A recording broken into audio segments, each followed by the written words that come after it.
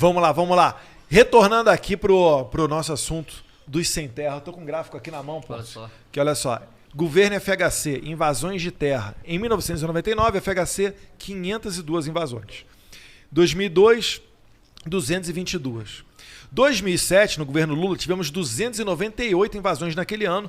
Em 2011, com a Dilma, 200. E em 2015, com a Dilma, 185.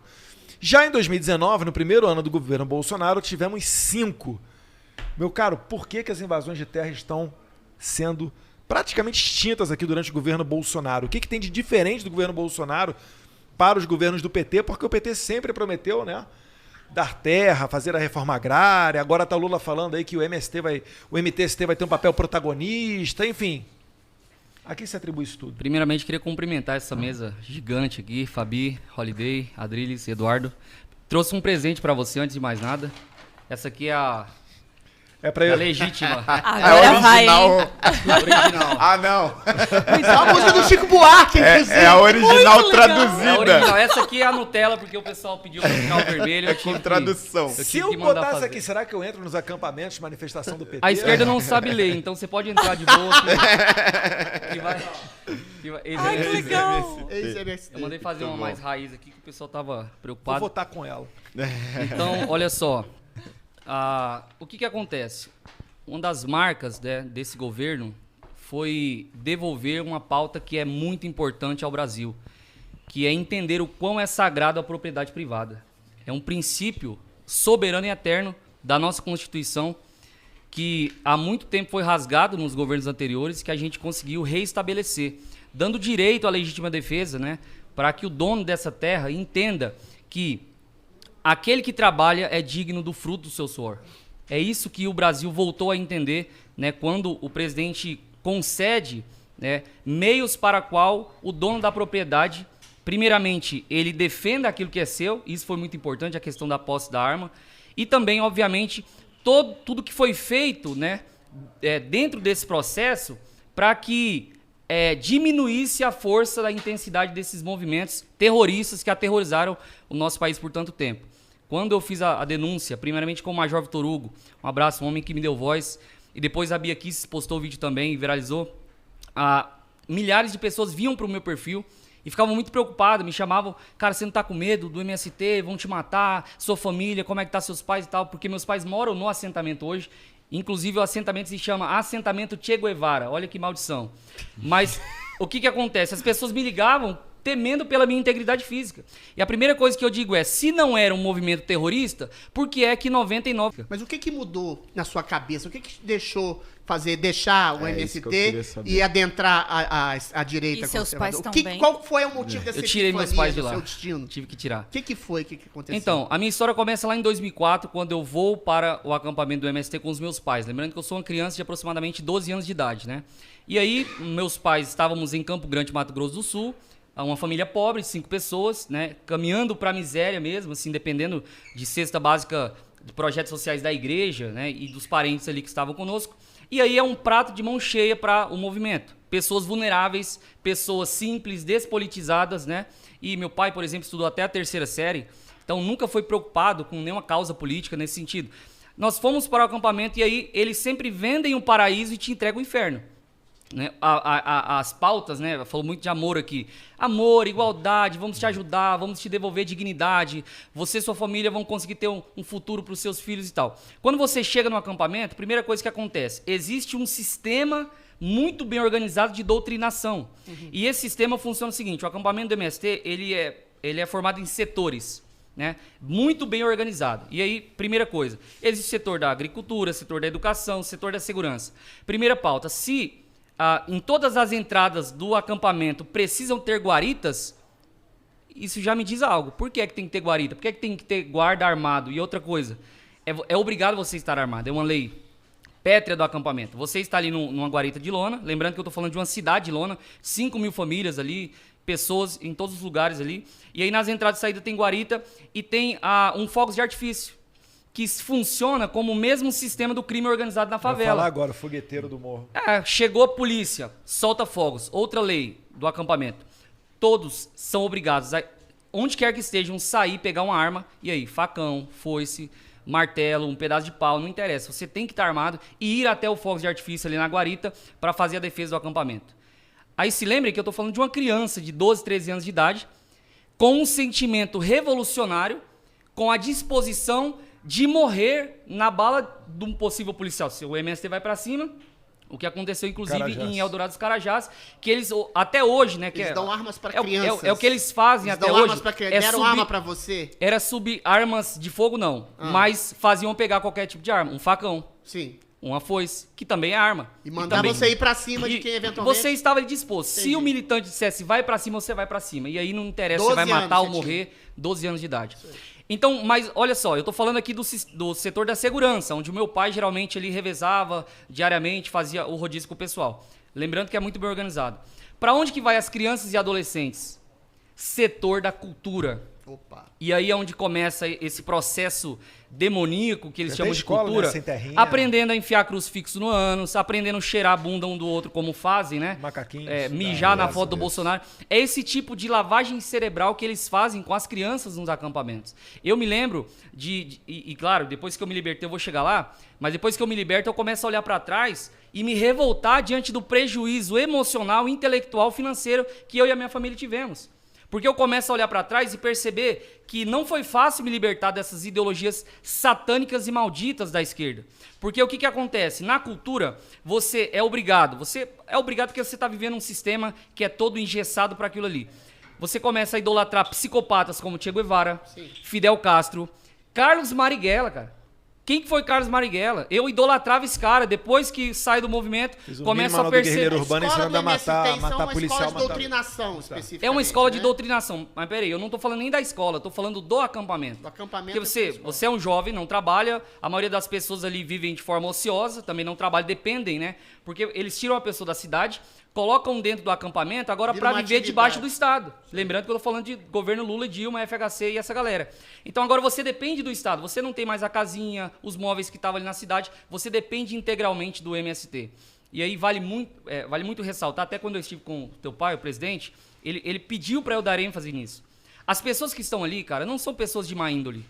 A maioria das pessoas são pessoas como os meus pais, pessoas pobres, despolitizadas, que são cooptadas pelo desejo de ter uma dignidade, e quando entram no acampamento, começa-se esse processo da lavagem cerebral, e aí as pessoas, pouco a pouco, vão sendo usadas como massa de manobra para que eles cumpram seus propósitos escusos e revolucionários. Aí o MST vai se tornando o quê? Esse braço militar do PT. Esse braço que, o seguinte, prometem a terra em 3 meses. Eu morei 8 anos na lona. Era para ser 3 meses. Pessoas já estavam lá há 20 anos e não recebiam a terra. Você acha que era proposital que não dava a terra? Não, mas é óbvio. É assim, o sistema é todo organizado para usar de má fé a vontade do pobre, o desejo de ter uma vida melhor. E enquanto isso, eles vão usando voto útil e mão de obra para fazer suas manifestações. Queimar pneu, trancar BR, invadir fazenda. E eles ficam fazendo esse jogo político, até mesmo quando o Lula estava no poder. Eles ficavam, o governo está querendo liberar a terra, vamos ter que invadir fazenda. Oi? Ninguém questiona uma ordem dada ali? Não questiona. Você está diante de uma militância que ela te imune de ideologias o tempo inteiro. Você está sendo bombardeado. E eu nem estou falando da questão mais intensa da doutrinação, que é o chamado encontro sem terrinha. O que é um encontro sem terrinha? Eles pegam as crianças de todos os lugares do Brasil, levam para uma fazenda num lugar mais remoto, e aí vai ter ali a conferência de encontro sem terrinha, 1 semana, 15 dias ou mais, onde de forma intensa, existe o processo de lavagem cerebral. Dão boina do Che Guevara para as crianças, camisa do Fidel Castro, você canta a música do movimento com o punho cerrado, e eles destilam o amor que vocês...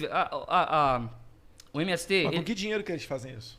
Uai, nos governos do PT a gente sabe de onde o dinheiro vinha, né? Hoje, inclusive a Ana Campanholo que esteve aqui, ela fez recentemente uma denúncia, mostrou a matéria, onde há um convênio hoje da Venezuela com o MST no Brasil, com cláusulas de proposta revolucionária.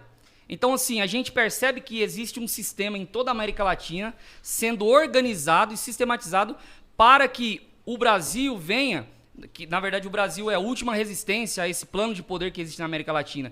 E a gente fala isso, né? Eu conto essa história, muita gente ainda está nessa pauta de que é teoria da conspiração.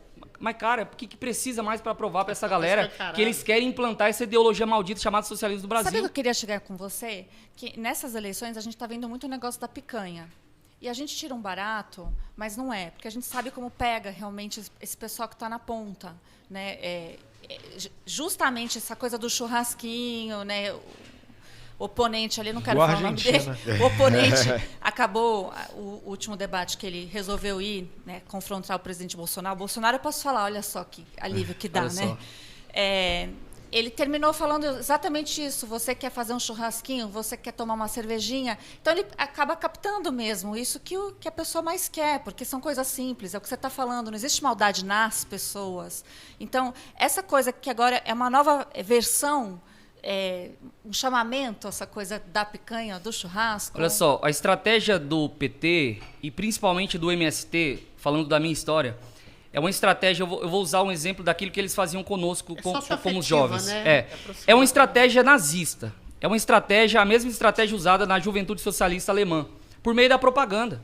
Se tem algo que aconteceu na história do Brasil, foram os 14 bi que as grandes mídias ganharam de propaganda. E, cara, a propaganda do PT, ela é sempre voltada para a emoção, para cativar você naquilo que você mais precisa, naquilo que você mais tem necessidade.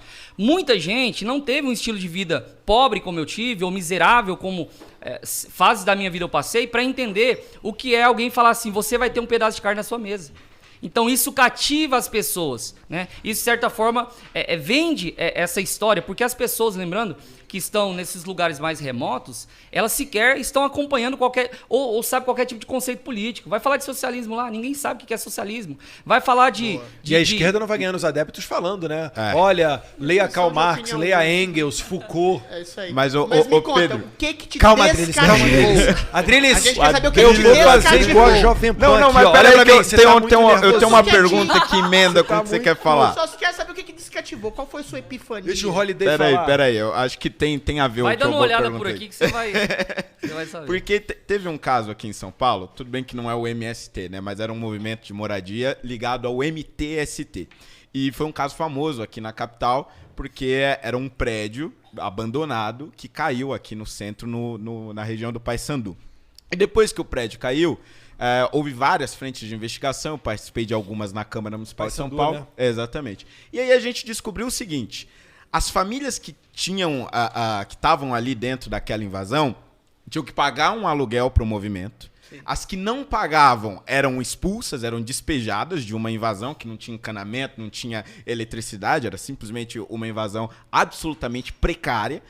Elas eram convocadas para diversas manifestações. Se não pagava, se não participava da manifestação, também era despejado. Ou seja, o que faziam ali era uma tortura, uma coisa assim.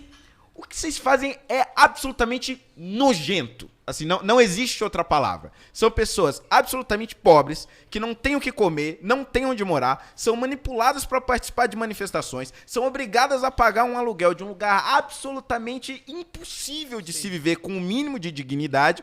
E ainda assim, elas permanecem ali porque elas não têm outra escolha. Mas os líderes têm carro.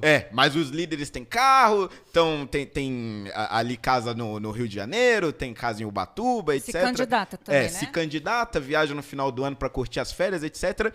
No MST, havia uma condição nesse sentido do tipo...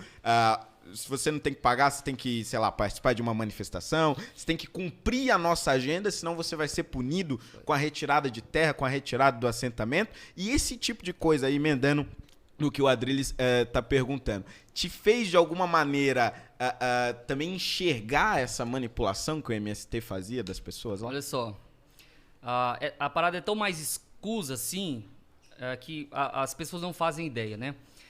Onde entra o MST de Hilux? Deixa eu explicar pra você. Lá no nosso acampamento, Osiel Alves Pereira, pra quem acha que é fake, pesquise. Acampamento Osiel Alves Pereira. Que inclusive é um morto de Eldorado dos Carajás, que eles sobem em cima do caixão do cara até hoje pra dizer que ele foi o mártir do MST. Repete aí pro pessoal dar um Google. Osiel Alves Pereira era o nome do acampamento.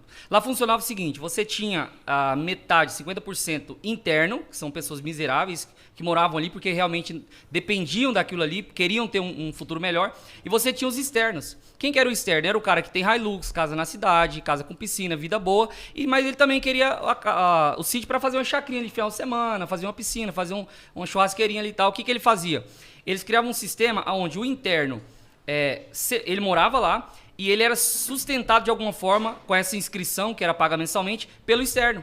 Então o externo pagava vintão ali por mês para ajudar ele a pagar a inscrição, enquanto no final de semana ele trazia ali um pedaço de carne e um gelo, lembrando que eu estou falando de um acampamento onde não tem água encanada, energia elétrica, condições precárias, sub-humanas para você morar num lugar desse. E ele trazia R$20, um pedaço de carne e um gelo no final de semana, enquanto ele estava também na expectativa de pegar a terra. E muitos pegaram, obviamente, porque estavam inscritos e aguardando. Então, esse sistema do interno e do externo era justamente onde eles usavam a fé do pobre, né, para trabalhar a questão da manipulação, enquanto o rico batia de carrão e aparecia lá de vez em quando e pegava a terra tal qual o pobre. E o sistema todo é muito corrupto, né? Você fala dos militantes, aí a pergunta, quem é que financia? Cara, é muito dinheiro, eu posso te dizer isso. Porque militante não parava em acampamento. É só viajando de estado em estado, de cidade em cidade, fora do país, visitando a Europa, visitando... E tudo isso é muito recente, porque tem gente que às vezes não sabe essa própria história aqui. Você está falando, quantos anos você tem? Eu tenho 30 anos. Então é recente. Então o que acontece? Eu falo que é o tripé. É o tripé. O tripé é o seguinte, como é que o Bolsonaro, sem dar um tiro, conseguiu minar, aí praticamente minguar o MST? Primeiro e principal é a titulação de terra, que inclusive mais de 80% para as mulheres. 420 mil títulos. Que se desse pro Adriles ia gastar tudo em cachaça, hein, Adriles? Titulação de terra. Leite Segundo, de soja que eu tô. A proposta ali apoiada pelo governo, aprovada pelo Congresso Nacional, da posse estendida de arma de fogo para o fazendeiro. Né, que ele tem a posse e pode, não somente dentro da sua casa construída, mas também em sua lavoura também andar com a sua arma. E por último, o corte das ONGs. Né, que é a chamada quimioterapia, que tem muita ONG que é boa, né, com bons propósitos, mas era uma enxurrada, né, de tanta ONG ruim mamando nas tetas do Estado, teve até a CPI das ONGs do Senado, há um tempinho atrás, que você acabou cortando ali não só de verbas do governo, mas também de estatais, e você acabou segurando esse duto de dinheiro para o MST. Então eu falo que é o tripé aí que conseguiu segurar, acabar com esse movimento, sim, terrorista, porque tem até aquelas denúncias, né, Fabi, passar para você para as considerações finais também, de que muita gente se falava o seguinte, os líderes, né, o cara do MST lá na ponta assentado, com expectativa de ser assentado, nem sabia, né, mas chegava o líder, chegava lá na fazenda, quanto é que vale essa fazenda? 1 milhão? Você vai vender ela pela metade do preço. O lobby, né? Ah, não vai não? Eu vou botar o grupo aí do MST na porta da sua fazenda, e a gente vai tomar uma parte dela, vai travar tudo na justiça, enfim. Eu estive diante de um advogado, Eduardo, que acontecia situações até mesmo reversas. Ou seja, o fazendeiro, né, o advogado ia lá no fazendeiro, oferecia um tal valor, falava, eu quero vender. O que ele fazia? Mandava o MST invadir para depois vender essa fazenda para o Estado num valor simbólico e pegava grande parte e repartia entre si. Agora, respondendo a pergunta... Tá igualzinho a Argentina, tudo quebrado, vai o governo lá e nacionaliza as empresas. Respondendo a pergunta... Mesmo modus operandi, desculpa te interromper, posso? Não, tranquilo. Respondendo a sua epifania, sua metamorfose, conta pra gente. O que me libertou primeiramente foi a Bíblia Sagrada. Eu saí do acampamento porque o sistema é falido, um jovem lá não tem emprego, não tem o que fazer, vagabundo mesmo. Raramente você encontrava um emprego ali para trabalhar numa fazenda, em situações análogas à escravidão mesmo. Então eu saio de lá, vou trabalhar. E aí eu começo a perceber que o empresário não era tão monstruoso assim como eles pregavam. Trabalho, o agronegócio não era esse monstro que vendiam lá para mim, né? E aí eu começo a perceber que existe um princípio que rege a vida e dá prosperidade, que é o trabalho. Ética do trabalho. É a carteira de trabalho que tá aqui, ó. Sabe? Mas quando eu saio, que eu começo a fazer um curso de teologia, né? Eu me formei em teologia, hoje eu sou professor. Boa. E eu começo a perceber que Foi com o Leonardo Boff, não, né? Não. Sem ter o Deus de Leonardo libertação. Boff. Quando eu começo a perceber que os princípios e valores da Bíblia Sagrada eram totalmente antagônicos àqueles valores que eu aprendi, eu digo assim, eu prefiro ficar com a Bíblia. Ótimo. Então eu começo a conhecer e antagonizar essas ideologias e eu começo um processo Eduardo, isso que você tá longo falando, de libertação. Isso que você tá falando